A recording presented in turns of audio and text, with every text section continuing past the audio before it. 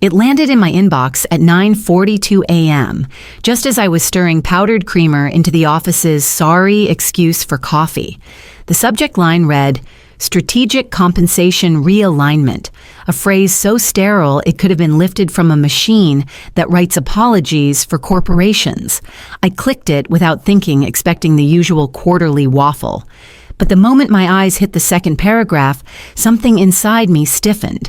Effective immediately, all salaried employees will receive a 12% reduction in base compensation as part of our ongoing initiative to improve operational efficiency. I stared at the screen, unmoving. No warning, no meeting. Just numbers on a line and a paragraph thanking us for our continued commitment. I read it again, then a third time. Not because I didn't understand it, but because I did. 12% wasn't enough to ruin me financially. I lived lean, walked to work, no car. Still used the same ThinkPad I'd built foresight on 2 winters ago. No, the wound wasn't in the money. It was in the timing. We were 1 week from launching the biggest internal rollout in the firm's history. Foresight. My machine learning framework for probabilistic market modeling was already baked into the beta dashboards, humming under the surface. The execs had spent the last 3 town halls patting each other on the back for in-house innovation, and now they'd decided to cut the pay of the only person who actually wrote the damn thing. I minimized the email and just stared into the void of my dual monitor setup, the hum of recycled air punctuated by the occasional nervous keyboard tap across the open plan floor. I could hear someone whispering behind me, something about the cut. Confused, nervous laughter followed the kind people use when they're scared but trying not to seem it. They had no idea what was coming. I sipped the lukewarm coffee and opened my local dev instance. Foresight was stable, elegant, efficient, and most importantly, mine. I didn't need to raise my voice. I didn't need to storm into any rooms. All I needed was time. They'd handed me the knife, and now I was deciding where to cut first. By Friday, my badge still worked, but the temperature in the building had dropped. People avoided my eyes in the hallway. And that morning, I noticed Theo, my manager, standing outside HR. He didn't look surprised to see me. They didn't even have the spine to schedule a real meeting. The calendar invite just said, HR, room 2C, 11:15 a.m. No subject line, no attendees listed, just cold digital dread. Theo was already there when I arrived, seated in a chair too small for his tailored suit and too stiff to pass as casual. Across from him sat Candace from HR, her expression carefully neutral, the same one she wore during harassment trainings and layoff briefings. She gestured to the empty chair like she was offering a grave. I sat without speaking. Theo cleared his throat as if the act of forming words was some great emotional burden. Mireille, he began, voice low and measured. We've reviewed your recent behavior and feedback from several team members. Feedback. That was rich. Candace took over, her tone smooth but soulless. Given recent concerns around negativity, resistance to strategic direction, and disruption of team cohesion, we've made the difficult decision to terminate your employment effective immediately. I blinked once. Not in shock, in confirmation. No warning, no performance improvement plan. Just a dropkick in HR jargon. I didn't argue. I didn't ask who filed the complaints, though I could name 3 people who'd sell their conscience for a catered lunch. I simply leaned back, folded my hands, and waited for the rest. Candace slid a manila folder across the table. Your final paycheck, COBRA paperwork, NDA reminders. Security will escort you to collect your personal items. Theo shifted like he wanted to say something, maybe offer one of those half apologies that imply you brought it on yourself. But he didn't. I stood. My exit was silent, steady. No tears, no begging, no slammed doors. At my desk, I packed exactly one thing, a battered green moleskin notebook tucked behind my second monitor. Security hovered nearby, awkward. I nodded once to the few co-workers pretending not to watch. The elevator ride down was quiet. When I stepped outside into the bright sunlight, I didn't look back. I just walked. Later that night, I flipped open the notebook, the spine cracking gently under my fingers. On the first page, initial sketch for Foresight Architecture, Feb 2, 1, 12 a.m., built on home server. The apartment was too quiet when I got home, the kind of silence that didn't soothe it echoed. I dropped the tote bag with my notebook on the floor and went straight for the filing cabinet under my desk. Middle drawer back folder, blue tab labeled Employment, signed. The contract was still in the same plastic sleeve from 3 years ago. 10 pages, 11-point font, legal boilerplate dressed up in performative friendliness. I skimmed through the first few sections, my pulse dull and even until I hit page 7. Clause 7.4. Intellectual property ownership. There it was. Any intellectual property developed substantially outside of working hours and without the use of company hardware or proprietary tools shall remain the sole property of the employee. I read it twice then, a third time aloud. I remembered the negotiation. HR wanted to cut it. I pushed back, said I often prototyped after hours, wanted a safety net. They let it slide, probably thinking it wouldn't matter, but it did. I reached for the notebook like it might vanish if I moved too slow. Page after page of handwritten diagrams, logic flowcharts, and optimization models, each dated in the corner in my tiny, precise print. Some pages were stained with coffee rings. A few had tiny smudges where I'd erased something in the middle of the night and reworked it again. Initial node pruning algorithm, 3, 09 AM hardware tests, home rig, rise and build, January logs archived locally, add predictive weight decay to Foresight Core. Tested pass. I flipped to the back cover where I'd scribbled server logs and git commit, hashes my own hardware, my own time, my own name. Not once did I touch company servers for any of the critical development. And I had the receipts to prove it. They thought firing me meant they owned everything I'd built. But they never understood what mattered most wasn't in their GitHub repo or shared drive. It was in this notebook, ink and graphite time-stamped genius. I set it beside my laptop, opened a clean spreadsheet, and labeled the top row proof assets. Then I opened a blank email draft and typed the first line, Hilary, it's Mireille. I've got something you'll want to see. Hilary replied in under 20 minutes. You're the last person I expected to hear from and exactly the one I needed. Coffee tomorrow.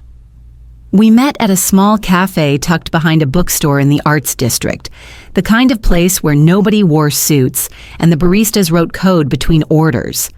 Hilary was already seated when I arrived, laptop open chai and hand hair tucked behind one ear like it always had been back when I mentored her through that sleepless hackathon in Chicago 5 years ago. She didn't ask about the layoff, didn't offer condolences, just said, so. What did they mess up? I took out my own laptop and connected to my home server via VPN. The boot screen flickered, and there it was, Foresight in full. The clean UI, the lean architecture, the adaptive algorithm, still humming on test data. I'd been feeding it nightly. Full deployment, she asked. Running locally, sandboxed, updated as of last week. I tapped a few keys and ran a simulation.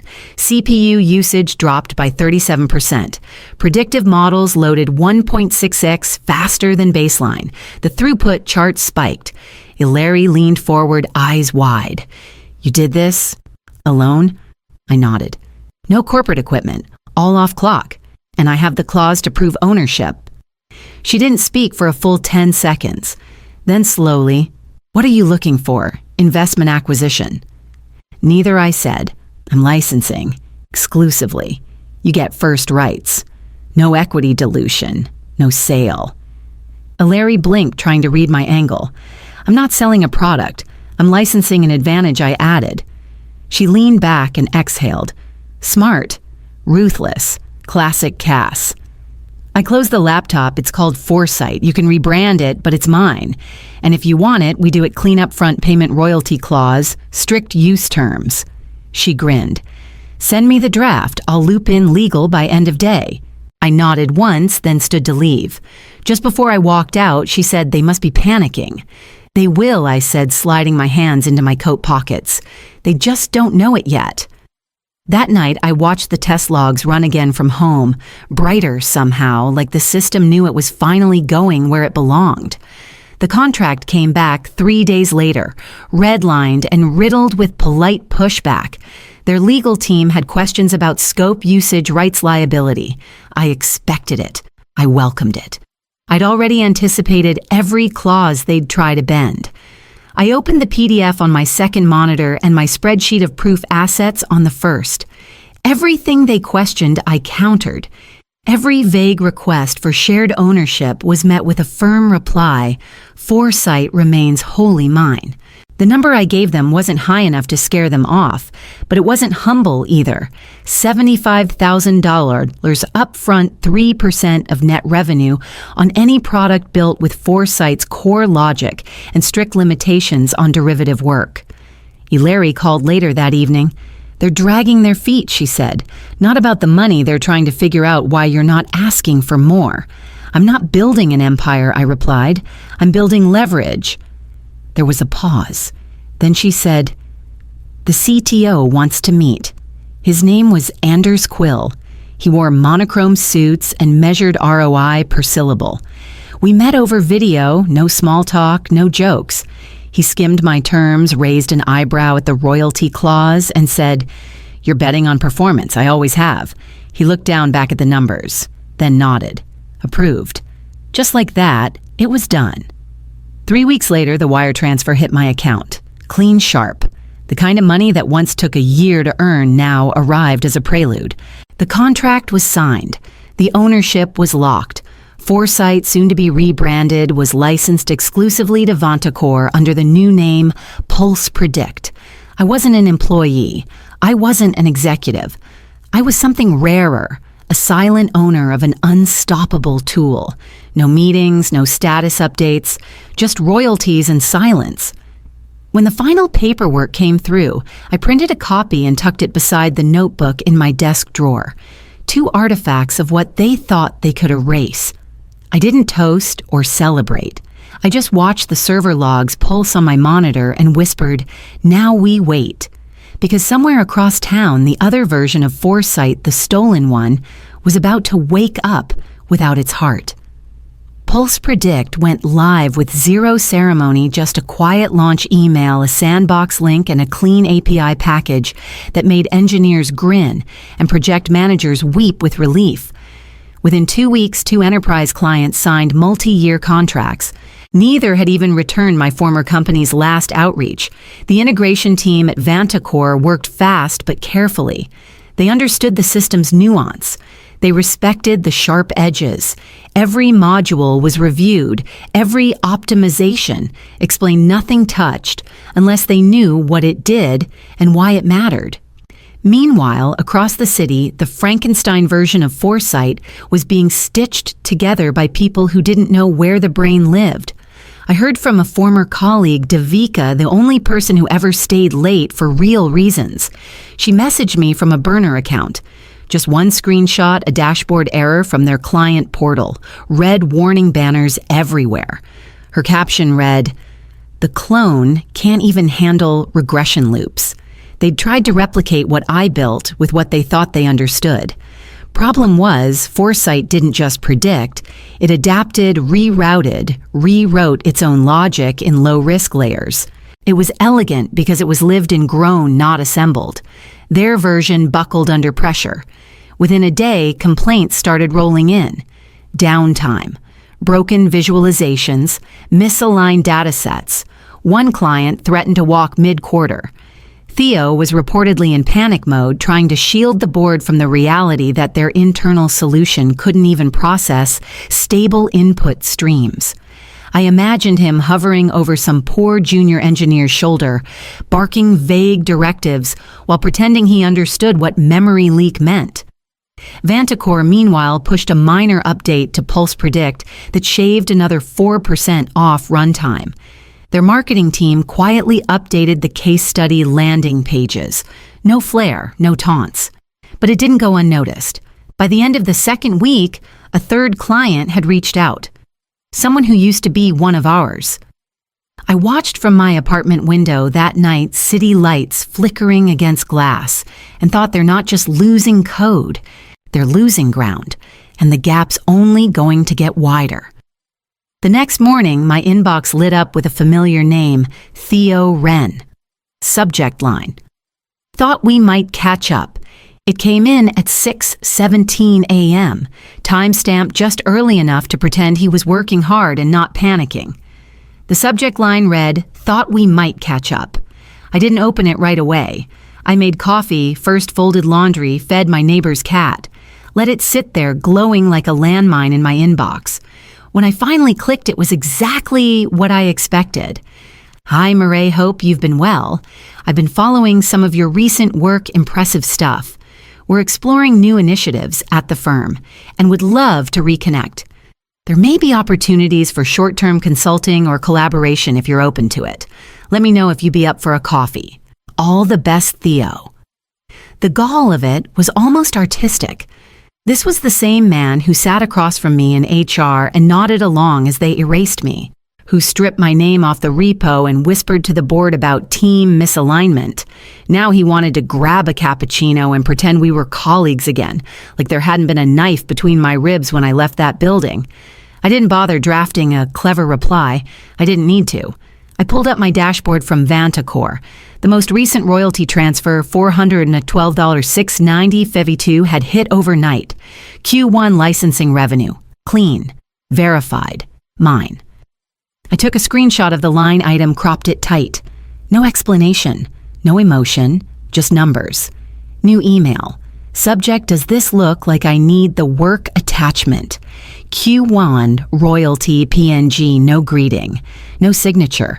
I hit send. I sat there for a moment afterward, watching the message disappear into the ether.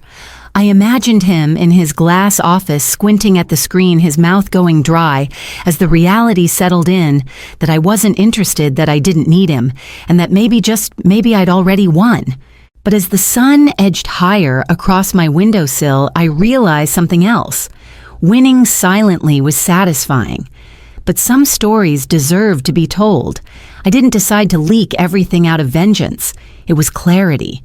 The kind that sharpens in the quiet after you've said no and meant it.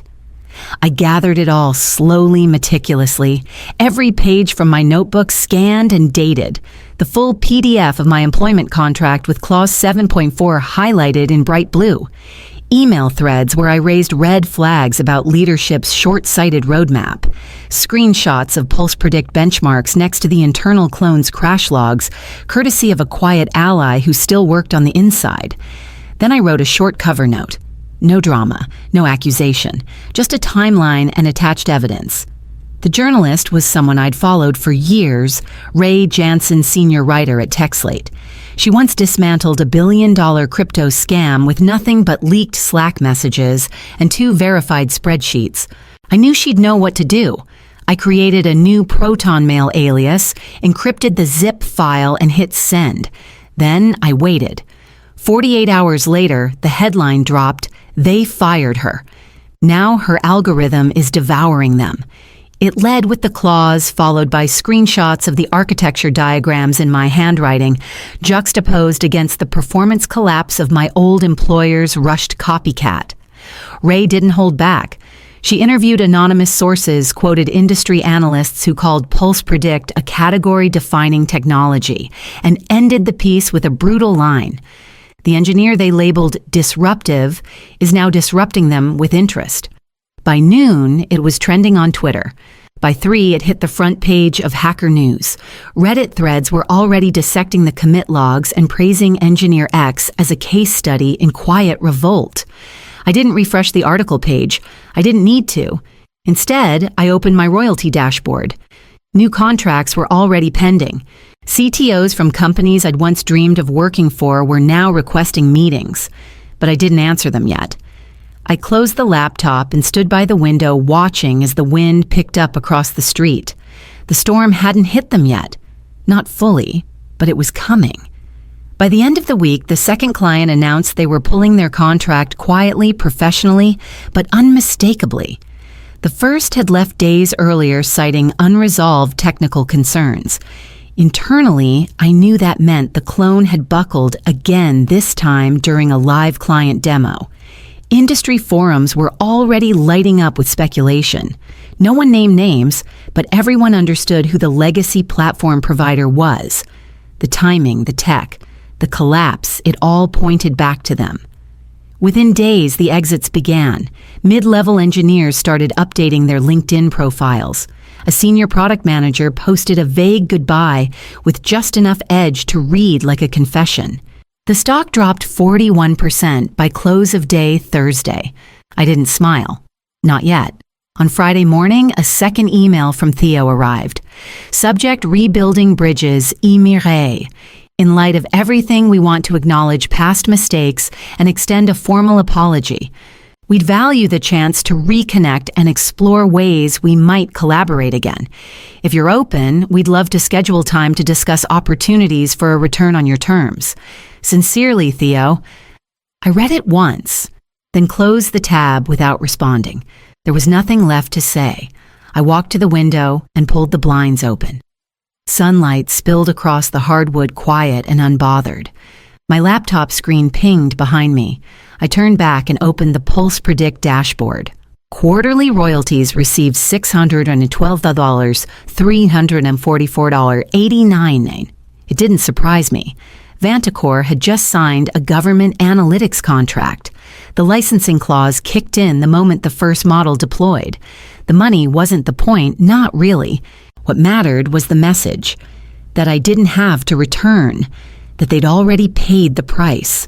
I made tea, sat by the window, and watched the street come alive below. Somewhere maybe Theo was in a boardroom trying to spin numbers that refused to listen.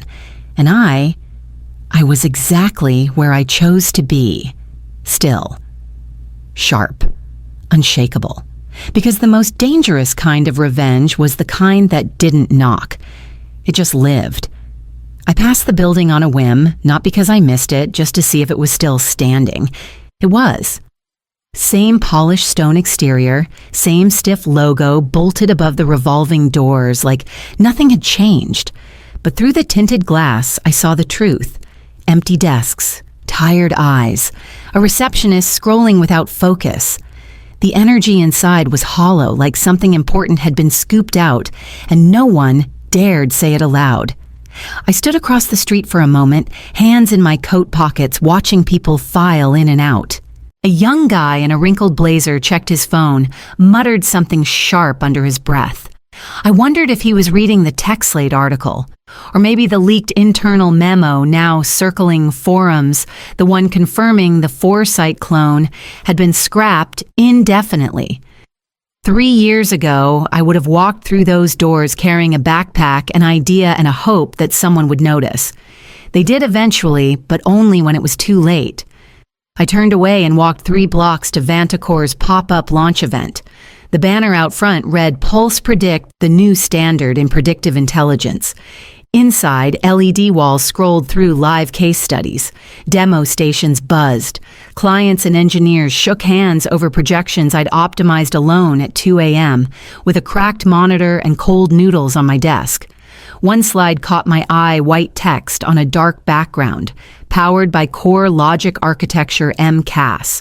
No more erasure, no more buried footnotes, just the work. My name, where everyone could see it.